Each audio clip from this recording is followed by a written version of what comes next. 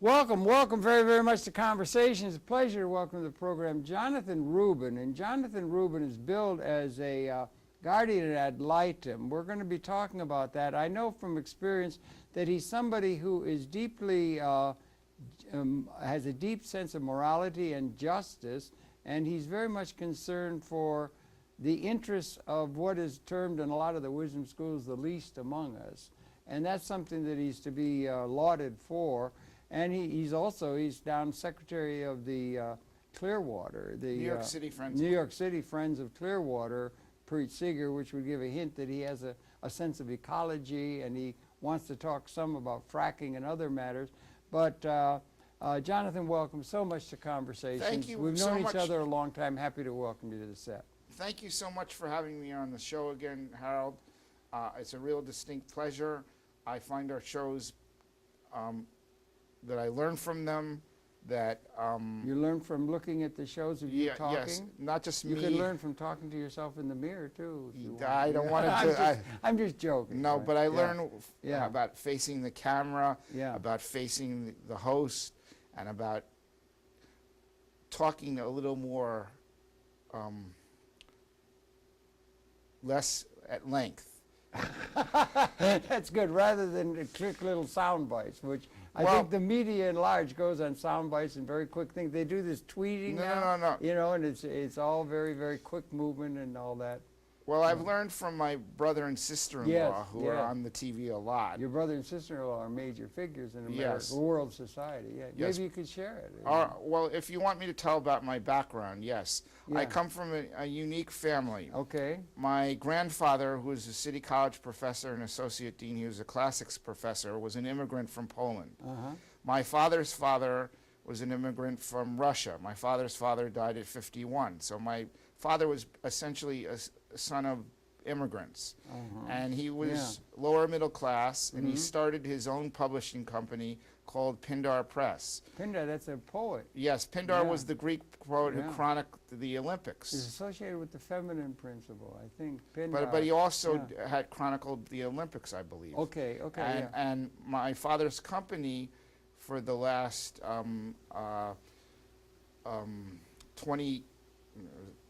28 years has published viewer guides to the Summer and Winter Olympic Games. Wow, that's a big Well, job.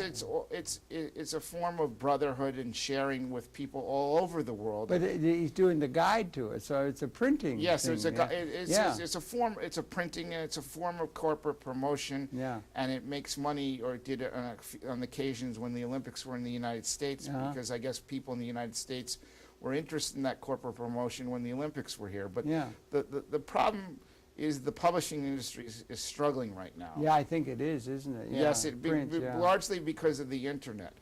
And so to give more of the background of my family, because that was what the discussion was, my mom also is a bright woman, and she worked for the psychology department at Einstein, and she produced 6 plays with Bill Leverson at the Quake Theater. Wow, okay, But my brother and sister-in-law in their own right are unbelievable people. My brother and sister in 1998 and in 2011, one from the college we all attended, which is Columbia College, a very distinct place, something called the John Jay Award for Professional Achievement. John Jay, okay, He was We're the John Jay College of Criminal Justice. Yes, I have heard of that. Yeah. It's right near where the old studio is. And John Jay was a major figure. Yes, he was. Yeah. John Jay was also one of I think, the first Chief Justice of the Supreme Court, too. Was he really? Okay, could be, yeah. I was thinking John Marshall, but that goes, I think, okay, go on, right. So my brother, has served in the State Department as the #1 aide to Madeleine Albright when she was at the State Department, and he was Director of Communications to the U.S. Jamie? James. Jamie, but is he called Jamie? Yes, yes. Affectionately. Yes. Rubin. He was a major advisor in the Clinton years. Yes, he was. Yeah, absolutely And he major. actually helped broker the agreement between Milosevic and Thatcher in dealing with the Serbs and the Kosovar Albanians. Was that the Dayton Accords or something? Or no? No, this was over in Europe. Oh, in Europe. Yeah. Yes. Okay. And my brother, however, as I said on your last show, his bigger contribution, which largely the public is unaware of, is during the Reagan years, there was something known as the Intermediate Nuclear Forces Treaty, which scaled back the nuclear weapons in Russia and the United States 66%. Man, good work. Well, Yeah, I think yeah. given that unfortunately the powers that be at that time were focused on almost a fail-safe or Dr. Strangelove arming of the world ad nauseum at the time, it was very important and well focused. It was focused on humanity, and it was a comprehensive way of thinking of things that if we're not careful and we have all these weapons built and deployable all over the world, you know, what kind of a world will it be if some of them are used? Yeah.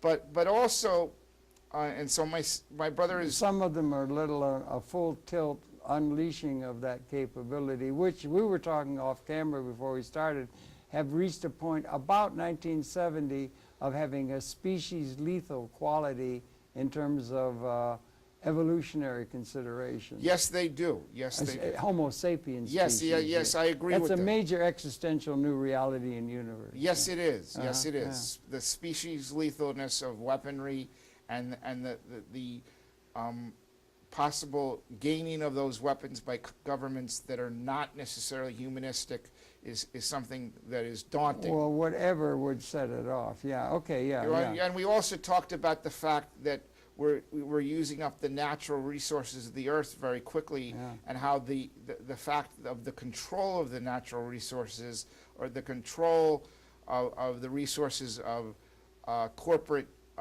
profit could cause argument, which could spiral out of control into a problem of a disaster, let's say. Yeah, the ultimate disaster would be something that it wouldn't be anything irrational or make any sense in rational terms. It would be something that would trigger things like the Guns of August in 2000, you know, Barbara Tuchman, First World War. Yeah. They didn't think it was going to, it would be irrational. It would be that anything that would unleash the weapons in a massive kind of exchange. Right, and as a matter of fact, it's the ultimate threat that when confronts evolution. When I was a child, and then I'll get back to a little more biographical sketch, the missile crisis was taking place. You're too young to remember that, I would think. I read about it, though. Yeah. I've read a lot of historical books about it. I think there's a lot of people who in the audience of my age, or, you know, who lived through that, would say that there was never in all of my life was I so frightened as when the missile crisis, they came within a hair's breadth of destroying certainly civilization. Yes. But even that carefully calibrated time scale at the species lethal quality, and it's all done on modeling, there still would have been in 1962, and I was going to play a program this week with Atwell. He had been in Kennedy's administration, helped negotiate that very careful balance, and Khrushchev backed down and everything. They would have destroyed civilization, but there would have been some survivors of the Homo sapiens species. Apparently from the modeling, you don't know, because there's also germ warfare, wave weapons, and the weapon system, advanced weapon systems, in the way in which political established authority or historical legitimacy has been established throughout the human experience is called realpolitik. Whoever's got the gun rules and they can conquer. And that still holds in terms of international relations. But in '62, we were still impotent as we had been in terms of 200,000 years of human existence until about the year 1970. Right, but what the Cold War didn't reflect positively is the Russians had arrived in the United States at practically the turn of the 20th century, from the 1800s to the 1900s. Arrived in the United States? Well, there was a congressman on the Lower East Side, a very famous congressman. Good for you, yeah. Who shut down gave the Tammany machine one of its early defeats called Meyer London. And in the last show I talked about how he was a very serious labor leader, which I would certainly still agree with. But I also found out that largely as a lawyer, he made his living as a tenant representative. And as a congressman, he was critical of Wilson because of Wilson's lack of progress civil rights-wise. And he was also an institutor of health, of unemployment insurance and health insurance in an early time.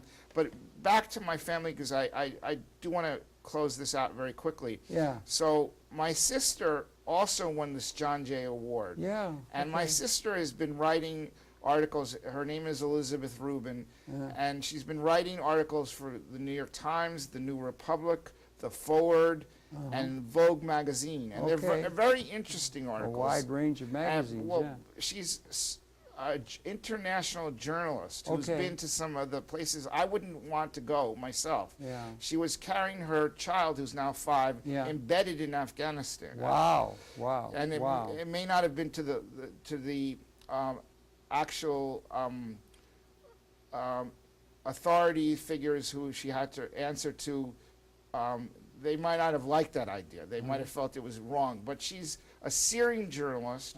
She's written some amazing stories, and I guess they must have a lot of credibility, because I believe 8 to 10 of them have been the cover story of the New York Times magazine. Wow, that's huge. Yes. Yeah, that's huge. Yeah. And she's currently writing a book on Joseph Kona of Uganda. Okay. And the problem, he's a rebel leader, which I guess to some extent revolutionary change in the world is okay, but this man, as far as I remember, and I read a story on him, he used to inculcate to the children who he got to follow his path or his zealotry or his revolutionary focus, to kill their own parents. Yeah, I know. It's a really strange thing. Yeah. But is she writing a book on that? Well, and don't you have Christine Amanpour? Yeah, Christine Amanpour is my sister-in-law. Yes. That's your sister-in-law, and she's a major figure. Yes. Ted Turner sings her praises. Yes, and as a matter of fact, on CNN International, she's on at 3 o'clock and 6 o'clock with her own news show every day. Yeah, major reporter. Or 3 and 5, excuse me, 3 and 5. Yeah. So it's an illustrious family, and then you've joined the ranks of that. Now you're doing this Guardium ad litem work, yes, and working in the interests of some of the least advantaged among us, in keeping with that Russian who came to this in early part of the Meyer London. Talk about that a little bit. Well, I've read a lot of history. Yes, and I really believe you were at Columbia College, right? Yes. In history? Yes. Okay. And I really believe our society has a fault, which is still prevalent today. There was a book that I read recently called The Excluded Americans, Housing and Homelessness Policy in the 1980s, where there was a man named William Tucker, a very well-known writer himself, who actually met with people in the Grand Central and stayed with them for several days, thinking he was homeless, to really understand what they were going through, to really see their life. You see, most of the people that I know who are lawyers, they're not bad people, but I don't know whether they've really seen the places around the city that I've seen, or the neighborhoods. That you have seen. Yes. In your work. Yes, just in New York City. I've seen the neighborhoods that are not commonly traveled to by large segments of the population. Right, including some of the leading political interests. Yes, exactly. Right. Or civil leaders. Yes, you're exactly right. And I think, unfortunately, as progressed as we are in New York City, and there's been some progress, there are people who grow up and spend all their lives in the city and never have seen Bedford-Stuyvesant or East New York or the South Bronx, and have never seen the interior of some of these run-down and deteriorated buildings. As a matter of fact, without castigating people, there was a group called Island Capital that settled with HUD a couple of years ago, and the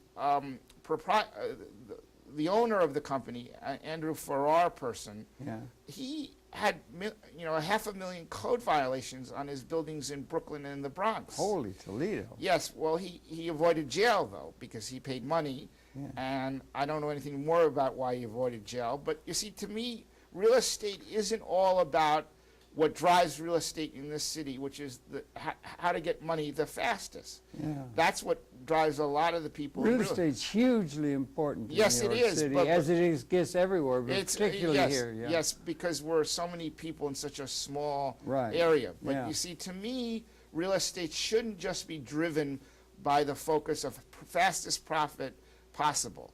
People have to live in the conditions that are dilapidated and deteriorated and run down. Yeah. As a matter of fact, I went into this apartment on the Lower East Side, and I thought I was in a war zone. Wow, wow. You mean recently? Yes, yeah, about right, 2 right. years ago. Yeah, Yes. right. And the case settled, interestingly enough, because the landlord defaulted. He never showed up to court. Oh, okay. Or she Yeah, didn't, yeah, actually. She was somebody who wasn't even living in the United States at the time. She was Have you living- done legal training for this, or? I started law school. I was traveling to and from law school right at the beginning of my marriage, and my wife is actually an interesting person too. She comes from South Dakota, and my wife.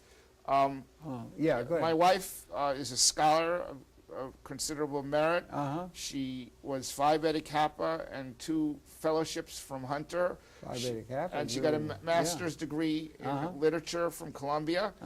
And she's now teaching at the Beacon School. Wow. And previous to that, she taught at a yeshiva in Passaic, New Jersey Good for 2 for you, years. yeah.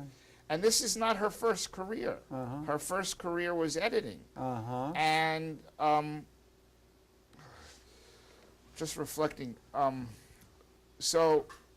Well, that No, your question. lucky you. I mean, that you have such a accomplished Well, wife you know, and everything. accomplishments. And you had done law school. What law school were you at, or were you? Well, I was at the University of Bridgeport Law School. It's now called Quinnipiac Law School. That was Okay. what you were reflecting. Yeah. And so I decided not to continue and to maintain the quality of a marriage was more important to me than whether I had title or money. Now, But I'm not yeah. saying money's unimportant. Money's very, very important in our society. But some people's focus in money, because of the way they've been brought up or because of their own personal background, is to make profit as quickly as possible. Well, a lot of people have that in mind. Yeah, right.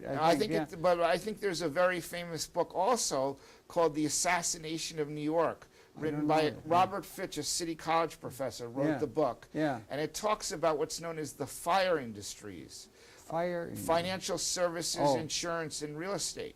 And it talks not only about how they are in it for the profit as fast as possible in those industries, but how they leverage the whole government. Yeah, right. And they leverage it even more to this day because of a 2011 decision of the U.S. Supreme Court called Citizens United versus the Federal Election Commission, which says not only an American corporation can fund is like a human being to the court, but a foreign corporation. I know, it's really amazing. We're going to be talking somewhat in this. We agreed to. We're going to talk some about Al Gore, who has written a new book. It's a segue, but it ties in because he comes straight out and says that Citizens United simply has to be overturned, which is a pretty strong statement to be made against a Supreme Court decision of such importance to the structure of the economy. I think it does because unfortunately our Senate is a Senate of millionaires right now. He makes the point as well. And our executive branch has a lot of millionaires. Our whole political and economic system is a matter of plutocrats. We're really an oligarchy, not a democracy. And don't you think, Rubin,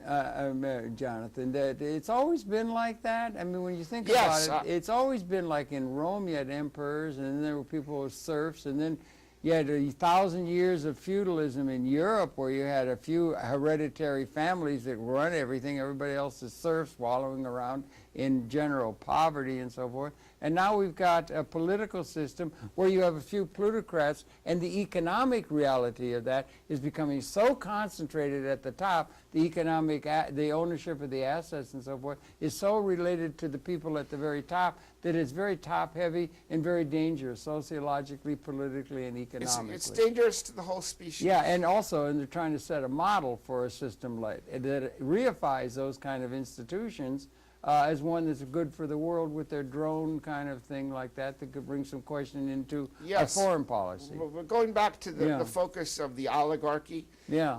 I believe it was J. Hamilton and Madison who, in the Federalist Papers, warned about the aggregation of business as a leveraging movement of the government, even at the start of our nation. And you talked about the drone power, and that's that was part of the hearings that the CIA director John Brennan had, because basically, unfortunately, whether we like it or not, and I've read a little bit about this, our government has moved away from what I would call a democratic concept of international policy in that it states essentially, Harold, that if we don't like certain people, or if we feel that they're a threat to us, or terrorists, or part of these groups such as Al Qaeda or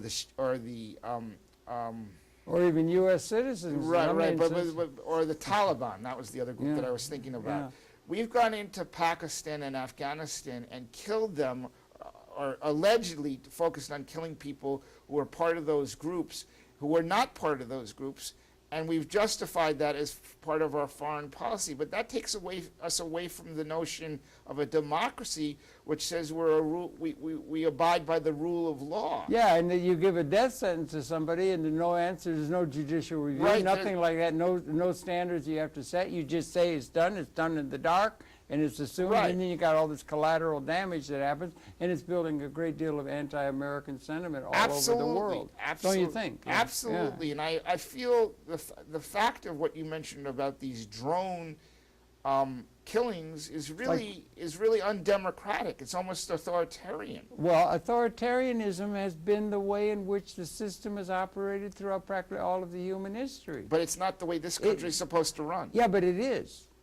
I mean, we were in a continuum. We've had I mean, to say the founding fathers, there was a great deal of, at natural law. We had David Hume, we had Thomas Jefferson, we had a great, but it was essentially a one power group overthrowing another power group, with George III being overthrown by others, and they still had, chattel slavery. The women were still in bondage, and all these kind of things. Historically, it was like a 7-month pregnancy that's leading up to a time of qualitative, maybe allowing real liberation of the whole human society, characteristic of the modern moment, which would be the averse side to the fact that we are also at a point, Damoclean sword-like, where we can destroy the species, we touched on it, but we also have an incredible technologically developed, like a pregnancy developing through time. That was a 7-month period as opposed to 9 months when you come full term, to where we could liberate the human society in a way that never we've been able to do, which also dates from certain modeling that Mr. Gore is in touch with intellectually, as an intellectual rather than just a politician.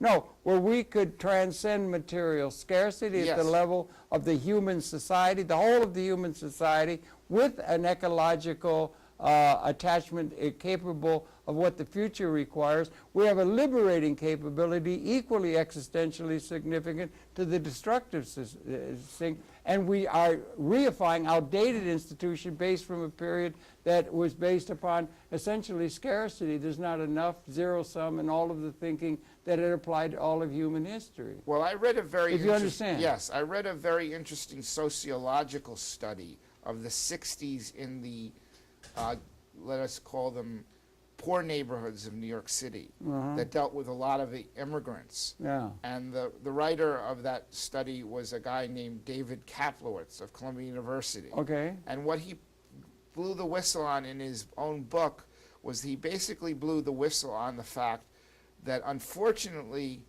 in the poor neighborhoods there was the concept, I need a TV because Mr. Smith down the street, or next door neighbor has a TV. Yeah. I got to keep up with the Joneses. Keeping up with the Joneses, yeah. But the problem with that purchasing was it was not purchased at neighborhood stores, and it was not purchased necessarily in a proper economic method. There was what's known as the peddler, who came into the ghetto projects, and he said, you can buy this on credit. But the buy this on credit type of thing got people into a lot of economic messes. Okay. The credit was never ending sometimes, or the product was not first-hand, it was not a brand new product, and there were all sorts of problems with just the piece of material good that was sold. And it was a very interesting story because it talked about how in this modern city, in this city with all these modern technological advances, we were walking all over large swaths of the population and saying, yeah, you can be part of the economy, you can have the material good, but it's going to be a used material good, and you're going to pay for it for a long time.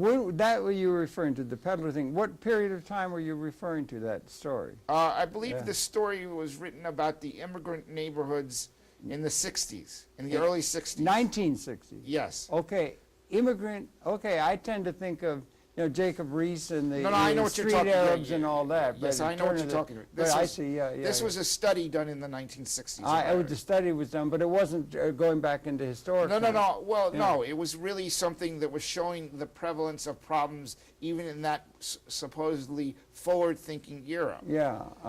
And the other point of The 60s. Yeah. yes, coming the up other to point that 70, I yeah. wanted to make, though, yes, I come from a very wonderful family. Yeah. I'm blessed to have two parents. Yeah. A friend of mine who is a very dear friend, a former councilman, his mother passed away. Another close friend, his mother passed away about 5 years ago from cancer.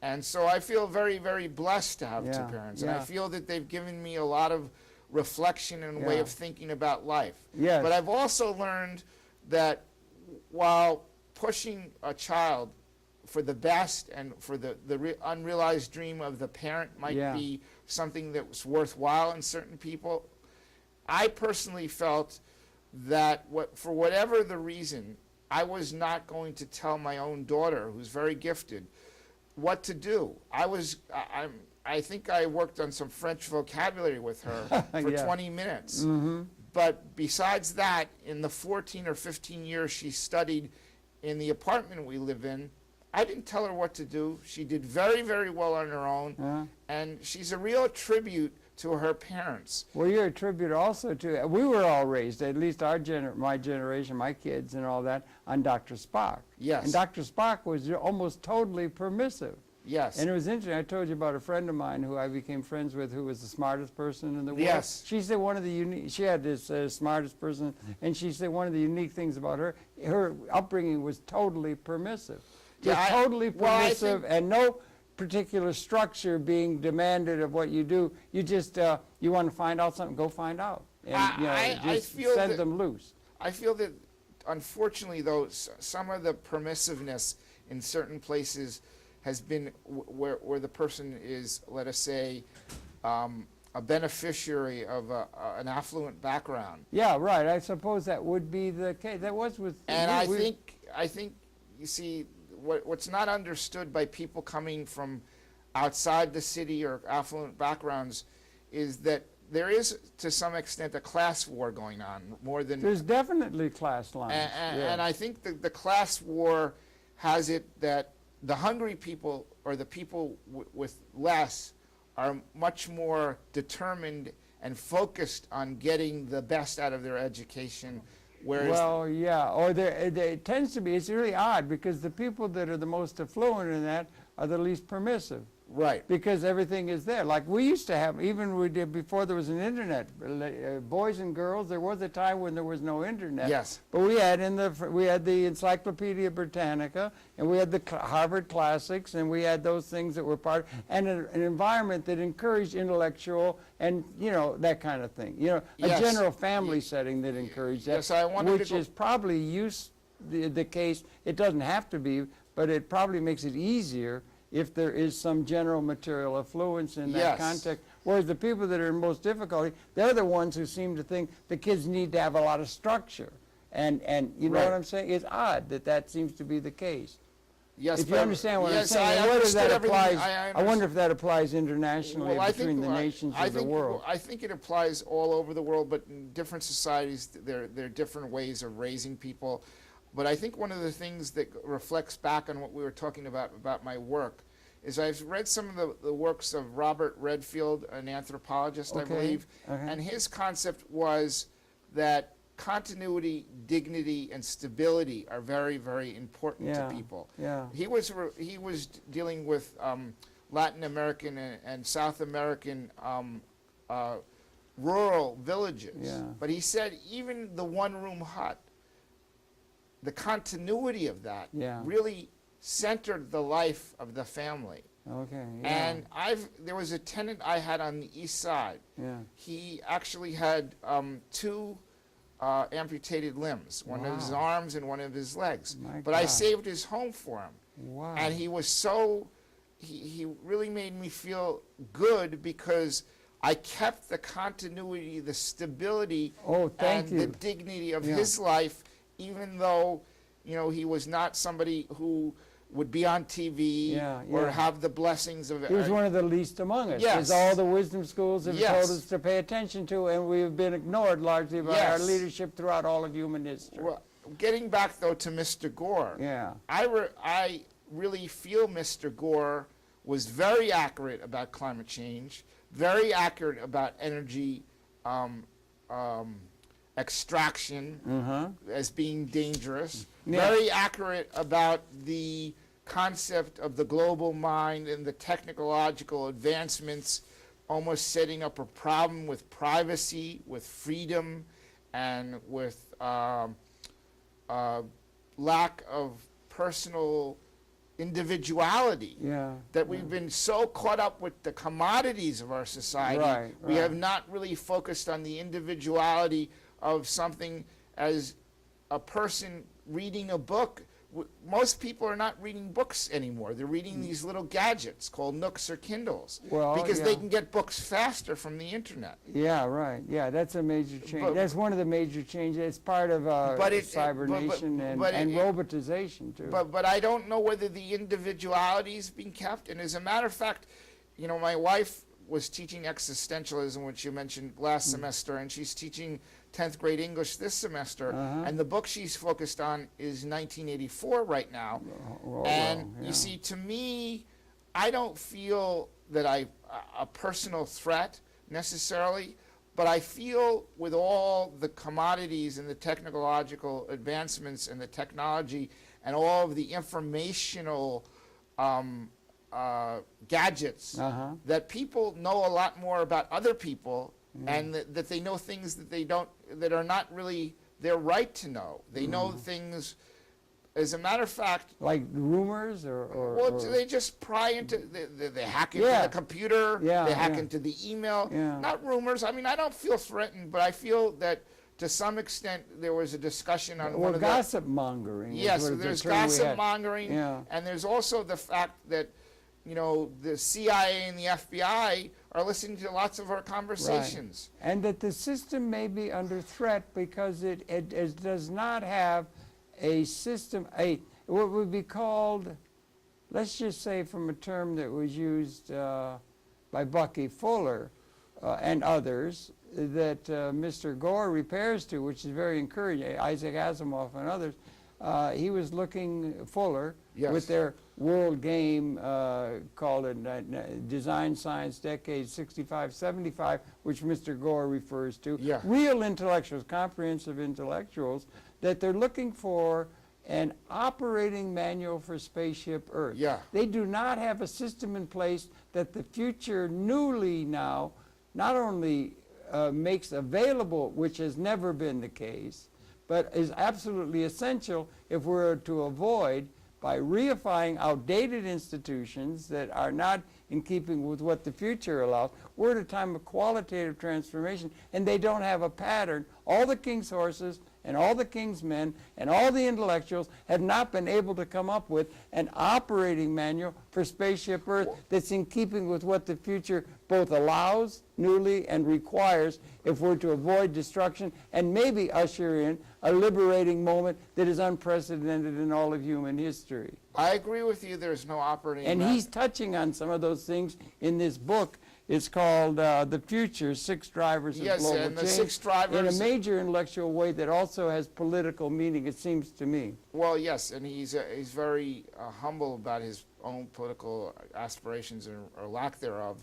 He's more focused on getting us conscious of Earth. Earth is important. He's more focused on getting us conscious of trying to control resource depletion, among other things. And he's conscious of the fact that for all of the forward progress of the technological gadgetry, we're not necessarily getting the idea that a simple book, just a book that you take out from a library, and that going to the library, socializing at the library, or going to the library to look at things that other people think are important. When I was growing up in the suburbs, which was where I spent most of my adolescence and late childhood. Where? Which suburb?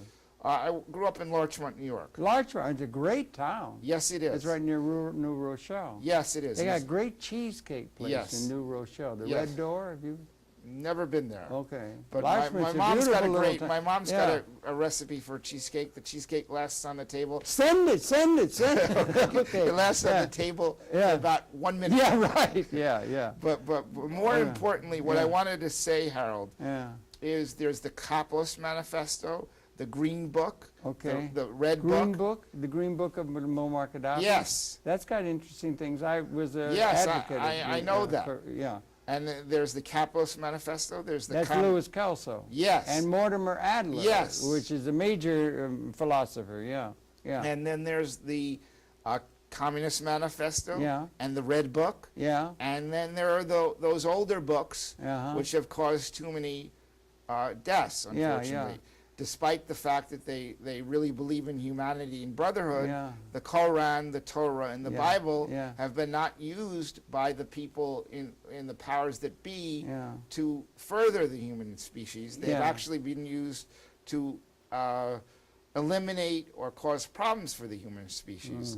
Yeah, and, because of misuse. geopolitical, tribal rivalries about who's going to conquer who. Right. And that's just about been, and realpolitik still rules. About if you, I did geopolitics a lot. You can say real politics, which is just mean don't be all ideological, Right. just deal with reality. That seems to me. And then there's the German Karl Haushofer. He's a realpolitik, Yes. which that more or less just means whoever's got the weapons Control. can conquer and control and assert themselves, and that's what matters is who's got the weapon systems, and that still holds Yes, in terms but, of people's thinking of what constitutes historical legitimacy, because political influence and so forth follows whoever's got the weapon advantage. Well, yes, I agree with that, but I think we're as you pointed out, we're at the point where we can really Study war no more, Well, perhaps. not only study war no more. I have a button, a political button from the 60s. Okay. Let's get rid of all the weapons before they get rid of all of us.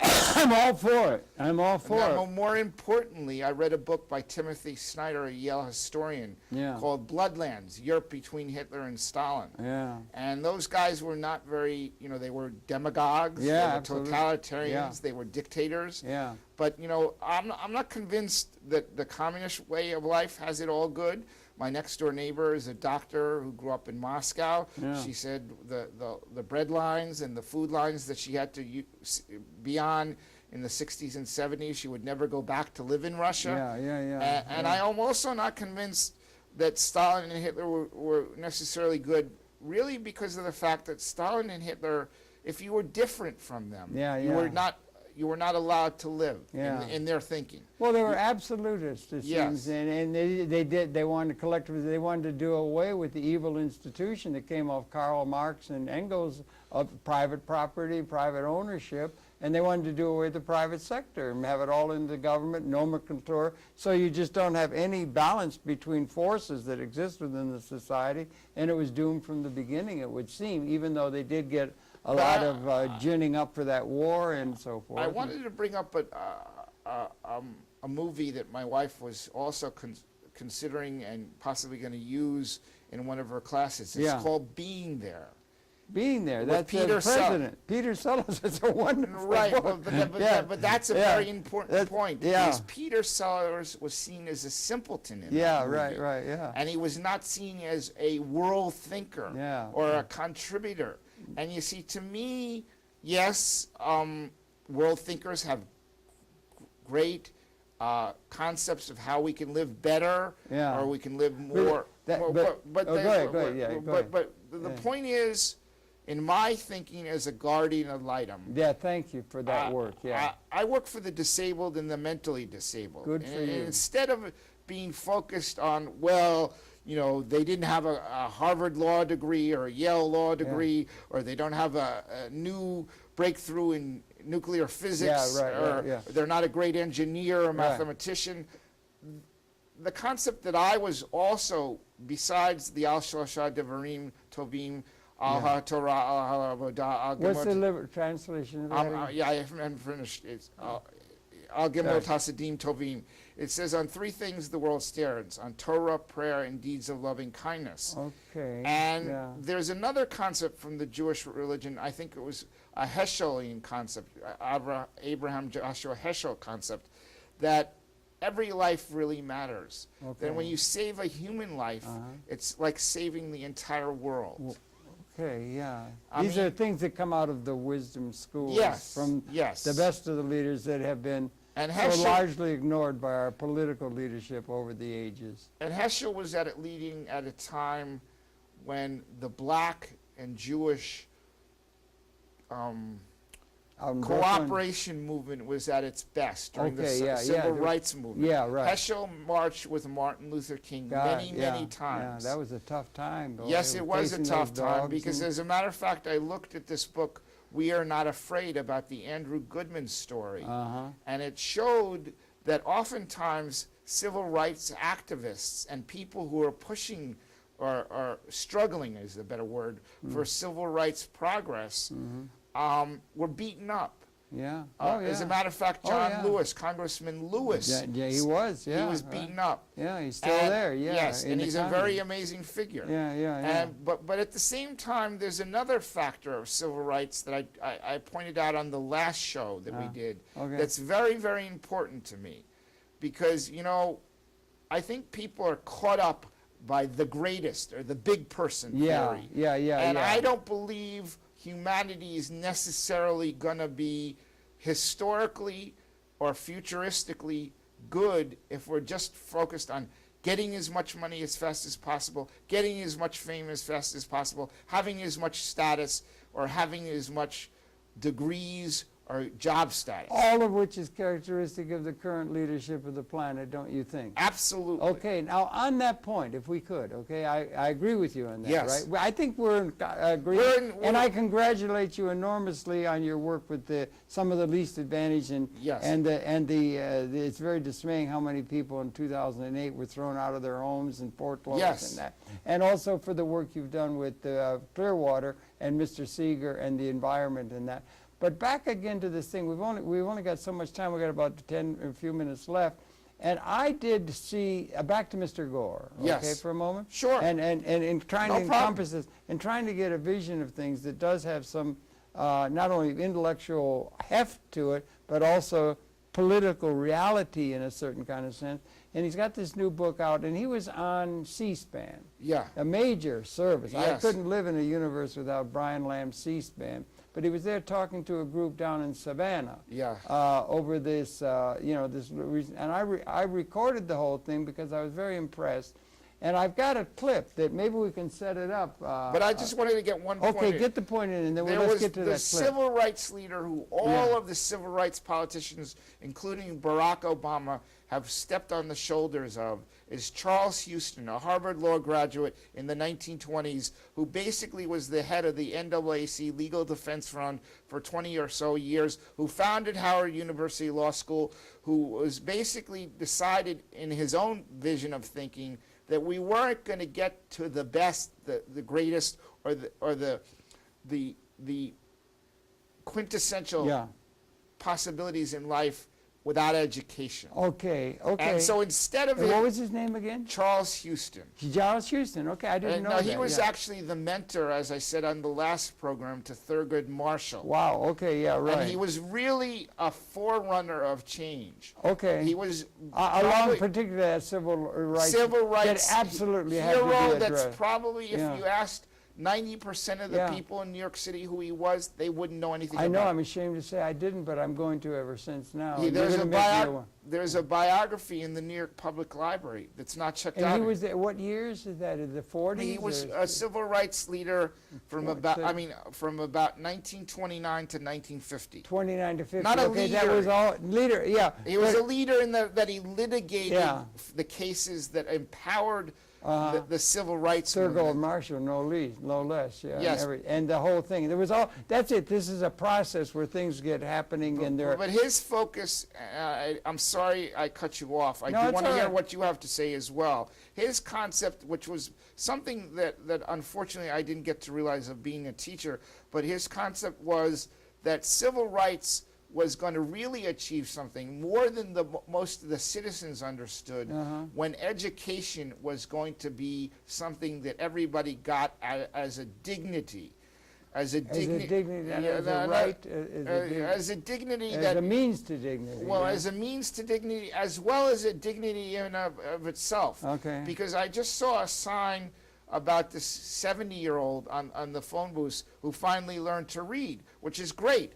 But unfortunately, in our class-based society, education is not necessarily an opportunity for all. Okay, well that's true, and let's just say maybe I would There's there are a lot of tyrannies in the world. One of them is the tyranny of time. We've only got 1 hour. We could talk 24 hours easy. Yes. But let's see if we can't get this clip in. It's about 5 minutes, and it's Mr. Gore talking to a group down in Savannah, and he's talking about the concept of economic growth, and he's talking about the concept of gross national product, which is the lodestar, and also about the need of having a new way of addressing growth and the basic premises of economic thinking. And so we've got it on a DVD, and maybe they could play that. Now here's the main point I want to make about growth. Growth has become the holy grail. Every nation's economic policy is focused on bringing growth. Every corporation's business plan is focused on growth. So if growth is just sort of seen as the same thing as progress, growth is good, lack of growth is bad, that's sort of the general assumption. It matters then what we mean by growth. What is growth? Well, it turns out that it has a very specific definition. It goes back to the 1930s. And it's all in this book here. A man named Simon Kuznets was one of the economists, and he's the one who got credit for it, who came up with GDP, gross domestic product. And that's our compass. If the GDP's growing, that's a big win. If it's not, we're in trouble. So it's interesting that in 1937 and thereafter, Simon Kuznets said, "Thank you very much for this honor, but I need to tell you something. Please do not use GDP as a guide for economic policy." Now, why did he say that? Well, he understood it thoroughly, and he pointed out that it leaves out a lot of important things. And if we don't pay attention to what's left out of GDP, we're going to get in trouble. And that's what we did, and we have gotten into trouble. What does it leave out? He called them externalities. It's like George Orwell's memory hole. If something is an externality, you're safe just ignoring it and forgetting about it. And they're negative and positive. Negative externalities include pollution, not on the balance sheet, not in the national accounts, out of sight, out of mind, forget about it if you can. Well, we can't anymore. There are positive externalities. Here's what that phrase describes. If we invest in music and art and culture and education and mental health care and community centers and family services, that's an expense. When the benefits start rolling back into society with more vibrant communities and better educated young people, that's not measured. That's a positive externality. It's one of the reasons that we in our country are chronically under-investing in public goods that make life better for everyone, but it doesn't show up on the balance sheet. And so when they put on the green eye shades, let's just cut this out, well, they're cutting out all the benefits that come back and make the economy stronger as well. What else is missing from our definition of growth? The depletion of the underground water, depletion of topsoil, depletion of minerals. What else? The distribution of income. Now, this is a big one. This is a big one. Because if all of the extra income goes just to the very top, that's counted as a win. GDP's gone up. Hooray. But the middle class isn't cheering about that. And in fact, here are the statistics. Since the Great Recession of '08, not all, 93% of all the extra national income has gone to the top 1%. Now, that's not an Occupy Wall Street slogan. That's reality. And that is what has been happening. We in the United States have an economy today where we are more unequal than either Egypt or Tunisia. And the inequality is growing. The middle class has been struggling. And again, the gains have gone right up to the very top. Now, we can change that. But we have got to have a clear understanding of what we mean by growth, so that when we implement our economic policies, we do so in a way that helps the great majority of the people. That's a little clip of that, and it's part of a whole longer thing he did and everything like that. Yeah, What did you make of that? Well, I wanted to say something because We got about 5 minutes. I do a lot of reading, and I brought up this book on the last show. Yeah. It's a very important book. You can buy it for $12 now. Yeah, okay, So it's, yeah. it's mass media, basically. Okay, right. It's called Slavery by Another Name. Okay, yeah, okay, And good. it's a book by Who's the author? Douglas A. Blackaman.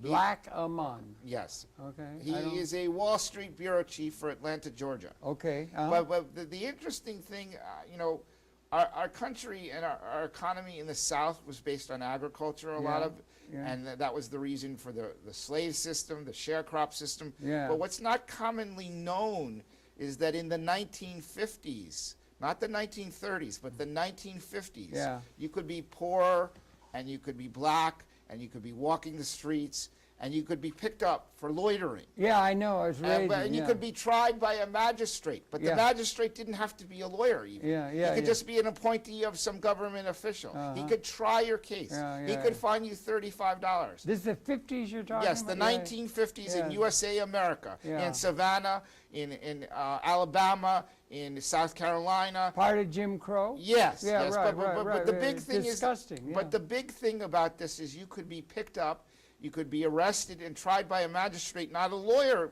as I said, and the magistrate could fine you $35. And a big company sitting in the courtroom trying to console you and get you to feel you won't be locked up anymore said, here, sign at the X, or put your X here, and we'll let you work your wages off so that you can be free. Yeah, right. But they worked to death on chain gangs in mines of U.S. Steel. U.S. Steel. Our national government was saying basically tool-like labor to death was acceptable in the 1950s. Yeah, in the 50s, that recent, right, yeah, amazing, it was amazing. Well, that's good. So you think there's a tie-in that makes Mr. Gore's thinking about the concentration of wealth? What do you think about it? Well, the concentration of wealth is greater than Tunisia or Egypt? Yes, I think it's horrific. I think it's in the United States. I think it's absolutely, and it's accepted. I think it's abominable. I think it's abominable that people work, and that instead of it being shared economic success in many times, the corporate leaders have huge, astronomical, almost geometrical rates of profit, and the regular worker, whether they be somebody who works for the telephone company, or they be somebody who's a worker like a word processor in a law firm or something like that, they don't get the pass along of the profit of the big group. Well, one of the things, we only got a couple minutes left, is really been talking to you and everything, but one of the things, I think the book is a major contribution on the part of Mr. Gore, and I'm really impressed with it, having watched the whole hour that he had, and we'll be hearing more about it, and it's got a lot of kudos. But he also talks about he's a systems thinker. That's the thing. It's not just a soundbite that's political or something, but he says that that we need a new paradigm, a new system, and he references Lord Keynes, who set up the whole International Monetary Fund, everything. saying that it's structural, that there is unemployment, because he talks about Kurzweil, he talks about the cyber thing, you know, Moore's law, all of these kind of things, and he ties it to robotization. Well, you know, They've got a thing one on of the things about unemployment that was an education of John F. Kennedy, the president, who was Yeah. a pretty good president, cut short, was the fact that Michael Harrington, The Other America. yes, Yeah. that was an education Yeah, for well, that somebody was like an Kennedy. educational venture on their No, part. but that was an education that I think every corporate CEO ought to get. Yeah, right. I could agree with you. Because on- when a person's not working, it doesn't mean that they don't want Well, work. but there's a twist to that, if I may, because Lord Keynes said in a letter to his grandchildren that you, in their maturity, that'd be about now, Yeah. that what's happening is the Science Channel, it's on the thing. You do it. They got a thing. How a thing is made. They got Yes. little things they do where they say a car. How's it made? And it's going through, and it's amazing how not only cyber, you know, in terms of, but robotization is Yes. coming in. Practically everything is produced by people, and he points to it. He's the only one that I say, because the only thing they talk about is getting jobs for everybody to get distributing demand. Lord Keynes said to a letter to his grandchildren, you're going to be confronted with something that's hard to understand, massive, structural, technologically induced unemployment in the productive process. And the only way we have of distributing demand or buying power, seemingly legitimate to the capitalists, have no ownership of the assets producing wealth of the mass of the people. It's all owned by a plutocratic class. That's a major problem Well, that's never confronted. All they're going to do is try and do education to get jobs, skills for I wanted people, to give you two, rather than having them related to some way in which thoughts of- things are being produced. two We thoughts. only got a couple minutes Yeah, I left. wanted to give you two quick thoughts of leading thinkers that I read some of the reviews on Al Gore, and he also talks about the time that computers are getting so advanced that there's going to be a time when they can outthink us. Yes, that's coming. It's about And now the 10 other years thought, out. I mean, the other Kurzweil thought is of that. He Marx, calls that the the singularity. other thought yeah. of Karl Marx, Uh-huh. which I think should be brought up on the show because we're talking about capitalism. Karl Marx said, from each according to their abilities, to each according to their needs. Yeah, but we don't base it on that. No, of course not. Uh-huh. But that's, you see, not only do we not base it on that, we talked about resource depletion.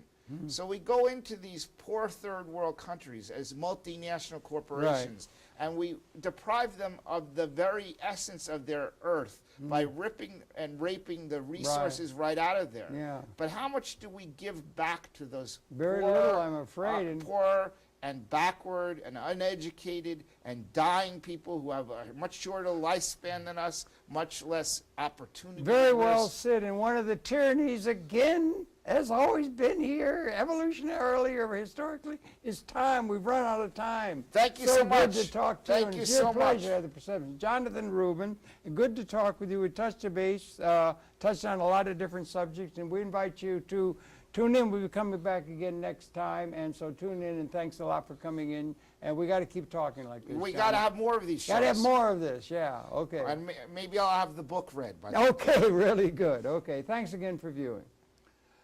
Okay, so we just came in under the wire, so...